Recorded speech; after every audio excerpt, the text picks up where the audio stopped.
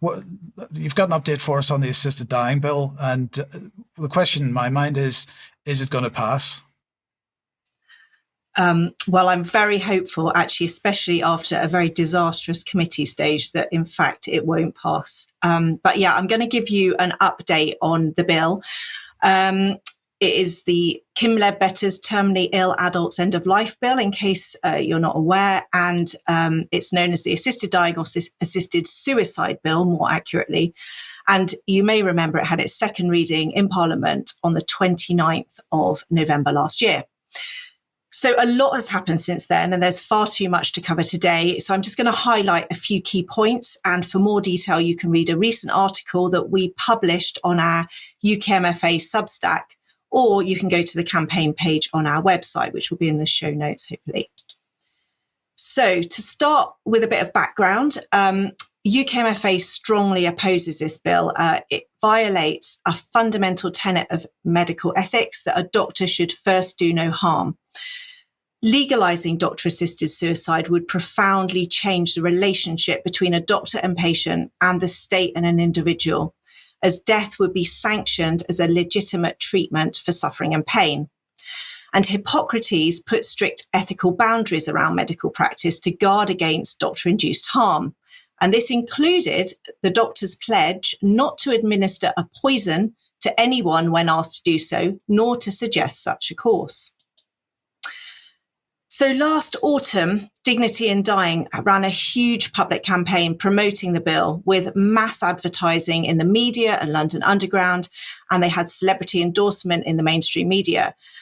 And the message was that this is a compassionate bill with the best safeguards in the world to prevent unbearable suffering at the end of life by offering a quick and painless doctor-assisted death to anyone with a terminal diagnosis and fewer than 6 months to live.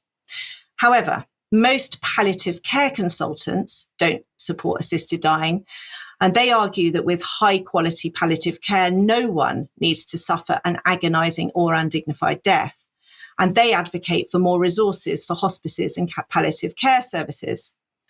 And those opposed to the bill also cite the real-world evidence that a slippery slope is inevitable, as eligibility criteria will widen and safeguards will be dropped, that the vulnerable will feel a duty to die for fear of being a burden, and that the reality of an assisted death is often far from painless or quick and can involve significant and prolonged suffering. So on the 29th of November last year, crowds on both sides of the debate gathered outside Parliament, and those of us opposing the bill included disabled rights groups, Christian groups, and healthcare professionals. But regrettably, MPs voted the bill through, 325 to 275 votes. So the bill moved into the committee stage for further scrutiny and to consider amendments. The third and final vote in Parliament will be on the 25th of April, so not long, before it passes into the House of Lords. So the committee commenced their hearings on the 21st of January. They met every Tuesday and Wednesday, and this stage was completed 2 days ago, despite 5 more sessions being available before recess.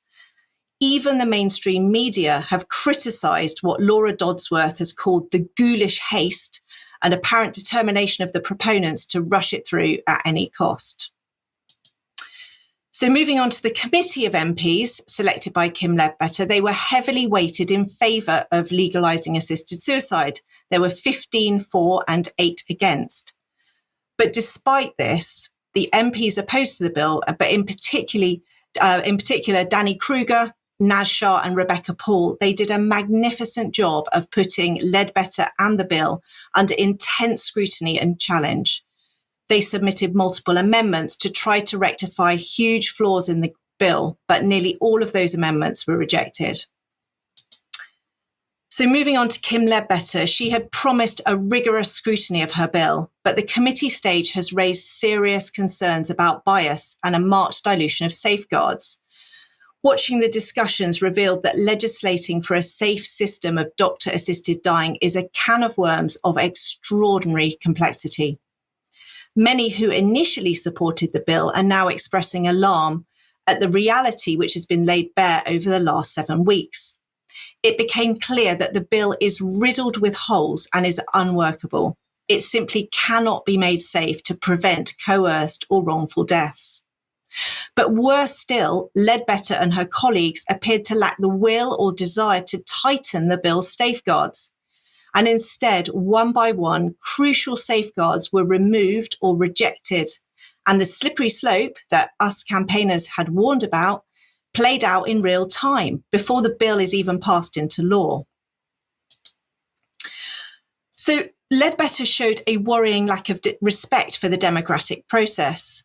Her committee initially met in private to discuss which expert witnesses to call, which prevented public scrutiny. And the witnesses they called were heavily skewed in favour of the bill. Unbelievably, the committee initially voted not to hear evidence from the Royal College of Psychiatrists, despite their vital role in ascertaining capacity and assessing for coercion. There was a public outcry which forced Leadbeater to U-turn and give the Royal College an opportunity to give evidence. Then no witnesses were called to represent disabled rights. And again, public pressure and action by disabled rights groups led to another U-turn, and Disability Rights UK were finally called to give evidence. But other vital voices, such as the British Geriatric Society and even the government's chief suicide prevention strategy advisor, have not been allowed to give evidence. The involvement of a High Court judge was sold to the public and wavering MPs as the strongest safeguard in the world. So it was appalling that it was quickly dropped in the committee stage, considered unworkable as it would overload the court system. This massive change to the bill outraged opponents, and a group of 26 Labour MPs issued a statement expressing their disgust, calling it another broken promise, showing how haphazard the process had become. It was replaced with a 3-person assisted dying review panel consisting of a lawyer, social worker and psychiatrist, and overseen by a voluntary assisted dying commissioner. Yet no impact assessment was offered or evidence that the panel would be workable. And already eminent psychiatrists and the British Association of Social Workers have warned that their professions don't have the capacity to populate these panels. The operation of the panel is opaque. Kim Leadbeater admitted that the panel is neither a judicial entity or a court, so evidence will not be under oath. Danny Kruger has pointed out that it will also not provide a clinical assessment of the applicant and is therefore a quasi-multidisciplinary team at the wrong stage in the process and for the wrong purpose. And then moving on to the panel requirements, they are meagre and inadequate. And this was pointed out by Sir James Mumby, a retired High Court judge. They are only mandated to hear from one of the 2 doctors and the patient, but they are not required to question either. All this will be done remotely by video or even audio link. Then an amendment was rejected to give a family a legal right and route to give evidence or share concerns with the panel. And this means that family members are completely excluded from the process, which is very sinister. They don't even have to be informed. Appealing the panel's decision only works one way. The patient can appeal if their application is not granted. However, if it is granted, a third party who disputes the decision cannot appeal. This slide shows some examples of the multiple safeguarding amendments which the committee rejected. They also voted against excluding people with anorexia, Down syndrome, autism and learning difficulties, and from preventing doctors from raising the option of assisted suicide with 16 and 17-year-olds. Even an amendment requiring all applicants to be referred to a palliative care consultant was rejected. And an amendment requiring a doctor to ask the applicant why they are seeking an assisted death was rejected. Supporters of the bill argued it would infringe the person's autonomy to take a legal course of action. And MP Rachel Hopkins stated it was basically none of their business. We agree with Danny Kruger that this diabolical bill must be halted. The third and final parliamentary vote is on the 25th of April. Only around 30 MPs need to change their vote to defeat the bill. So we are urging the public to contact their MP ASAP to urge them to vote no. And there are useful template letters on several campaign group websites. And better still, ask for a meeting to discuss your concerns.